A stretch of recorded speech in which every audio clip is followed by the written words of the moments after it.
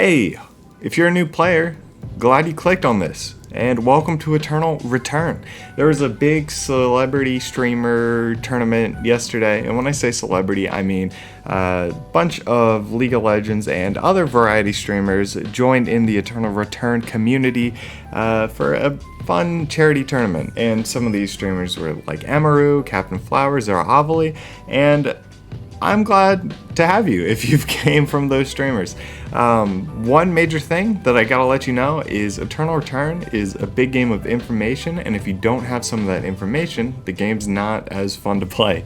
Like League of Legends, if you don't know how to CS, you don't know everything about laning, you don't know the objectives, the game's not quite as fun as when you do all know all that stuff. So hear me out, I got 15 tips for you.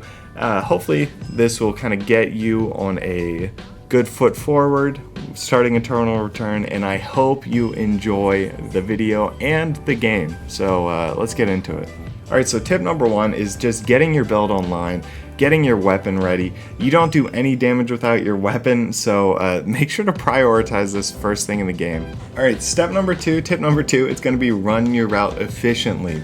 So when I say efficiently, you're going to want to try to speed run it, do it as fast as you can, get online as early as you can. Most players are online about maybe night one, that's a good goal, but before day two, you want to try to get everything online. The more you practice, the easier it's going to become. There's easier routes too, so if you look in the save plan section on the Eternal Return menu, it's going to show you a ton of routes to choose from, and some of the shorter ones are probably best for newer players. And one other thing is if you leave items behind in other zones, you can pick them up later. You don't have to collect every single item on your little menu in that zone.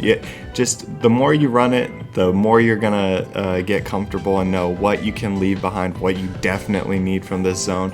I have a video of how I route Adriana, and I think that's a good example of like how you should be thinking about your routing, so I'm gonna leave that in the description. Alright, tip, whatever you want to call it, number 3. Mastery is how you know their power level, or how you know whether you should fight them or you should maybe back off. And you improve mastery through crafting, through searching, hunting, fighting other players, moving. Pretty much everything you do in Eternal Return improves your mastery. So step number 4 is the best way to improve your mastery other than just fighting other players is to hunt. So killing all the animals along the map, that's going to be pretty much your equivalent to CSing in League. So you see an animal, get used to just killing it as you move through the zone. One thing to note is you probably shouldn't be fighting animals if you have white or green weapon, unless you need leather to upgrade that weapon. Alright, step numero 5 is when you eat food, it heals you. So eat it immediately in the fight. A lot of new players, for whatever reason, they'll wait to eat food when they're about to die. So when their health bar is like 3/4 of the way gone, that's when they start eating food, but really you should be doing it at the beginning of the fight. So tip number 6, speaking of food, you want to grab a lot of lighters starting off. They're really easy to make food with. Of course you can make food other ways, but combining a lighter with a rock makes heated stone, which you can make steak if you get raw meat off the animals, but I'd recommend going for the potatoes in zones like Temple or Alley, and you can make baked potatoes, which is a solid source of food. You can also combine oil with lighters, and that's going to make a ton of amazing food, which is going to give you like 700 HP if you combine it with potatoes or fish or meat. And 700 is kind of that standard of like good food. Some go a little over, some go a little under, but usually around that ballpark is where you're gonna want to like aim for your food.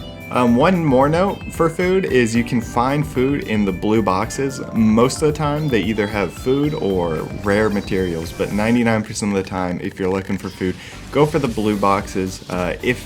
Even if the green ones are open, that might be a solid source of food as well. Alright, step 7 is the thing under your health is your little mana bar or SP.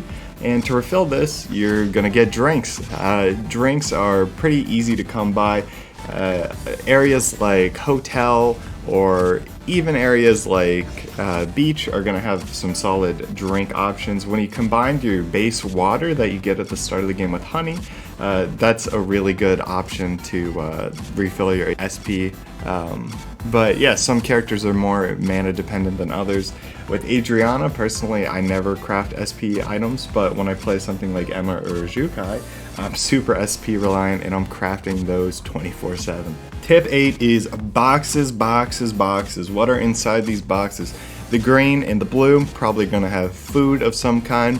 The purple and the gold, they're gonna have upgraded weapons or upgraded items. So that leads me into tip number 9. Gold equals gooder is just a meme within the Eternal Return community.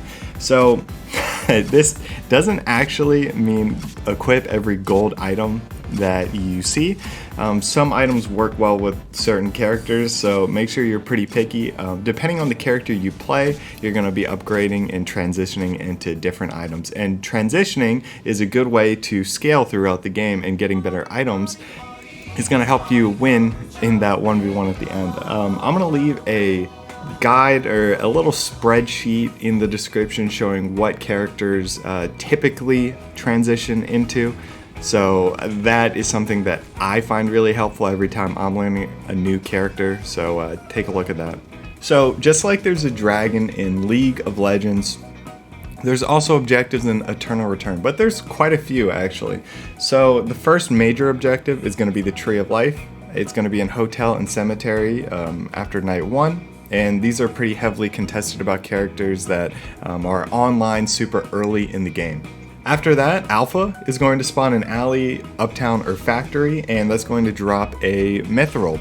Mithril is a solid resource that allows you to upgrade into a Mithril armor piece. Something to note about Alpha is you actually have to fight that mob instead of just picking it off the tree like Tree of Life. Then after that, more Tree of Lives will spawn in Forest and Hospital, and that is going to be the last of the trees.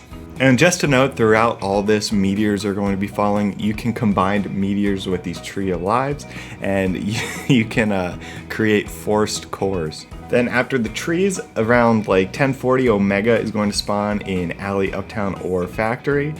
Sometimes the red or the zone is red, but you can dip in, kill it, and then get some timer back from Omega. And Omega drops forced core.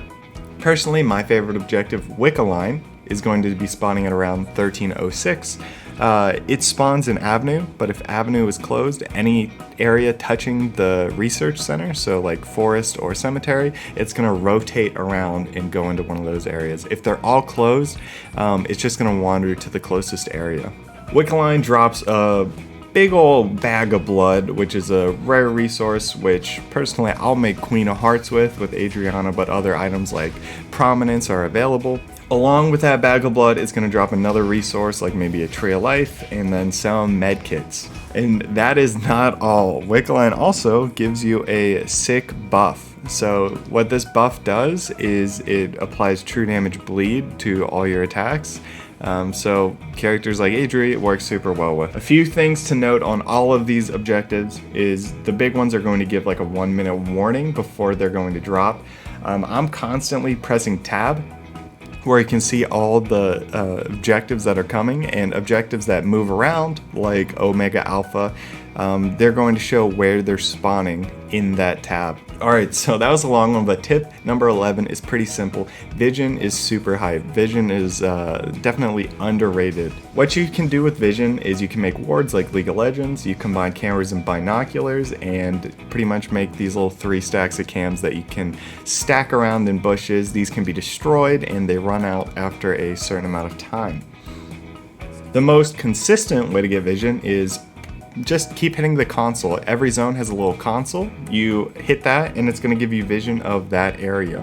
Pretty much every time I'm in a zone past maybe my 3rd or 4th zone of looting, I'm going to console to hit it. This makes it really easy to see other people are in your zone, and it also is really convenient to see like if third parties are going on. Along with that, the little X's on your map, when you see those pop up, that means people are fighting in like a zone that you can't see, or there might just be clearing an animal out. Alright, so Tip number 12, movement around the map is a lot easier than just running zone to zone. Maybe this is obvious, but the teleporters are super valuable. They're going to help you run your route a lot faster. It's a bit spooky teleporting though, because you do get like a second of invulnerability, but people can grief you because you're also slowed during that invulnerability. I'd just be careful into TPing into zones where a lot of people are. Another movement piece that was introduced in Season 3 is going to be speed gates. Speed gates pretty much just give you a little speed boost as you pass through. So if you're getting chased, it's going to give you an opportunity to speed up while the person behind you won't be able to catch you. This pretty much is a nice way for people to get away if they're getting griefed on night 1. They do disappear after night 1 if you use them. So if you, like, say you're day 3, you use a speed gate that was still up, it's just gone for the rest of the match. Alright, so 13, we're going to talk about zones. Zones are going to go yellow before they're about to close, and when they do close, if you're still inside when it's red, they're going to tick down from 30 and you hit to 0, then that means you head explode. You boom, you're dead. One thing that people might not tell you is it's pretty okay to dip into red zone here and there. If you're getting chased or moving zone to zone, if you dip into red zone for a few seconds, it's not really that big of a deal. It's a good way to lose people.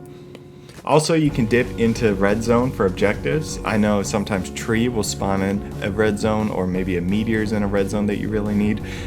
Just make sure you have enough timer for it. And lastly, with the red zones, if you kill someone, it replenishes some of your timer. And that's pretty important because late game, it really matters how much timer you have in case there's a bit of a stalemate in the last zone. Speaking of the last zone, step, tip, whatever you want to call it, number 14, traps can turn a fight. Traps have their own mastery. Most people don't craft these religiously unless they play ISIL.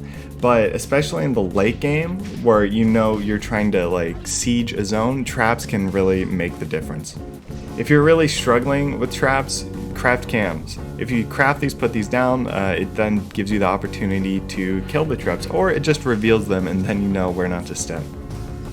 Alright, the most important step, number 15, the big one. Whatever you enjoy from this game, I genuinely think there's a character for you. You like cooking food? There's Zukai. You like making traps? Play ISIL. You really fuck with Twilight when you were like a tween? You got Daniel. I'd honestly try to grip and rip a few characters and see what you like and what sticks, but personally, just find one that you really vibe with. I played Hart and Emma and I really hated playing those champions, and eventually I found my way to Adriana and I was like, oh, this is really fun, this is like super my play style. So I grinded her, got really comfortable with my route, and that's when the game really started to be fun. So hopefully this helps you guys. Hopefully you find as much enjoyment from the game as I did, and I still do. If you have any questions, feel free to message me. I'm super happy to help out new players, even look at like a game replay if you want me to. But yeah, hopefully you enjoyed. I'll see you guys later.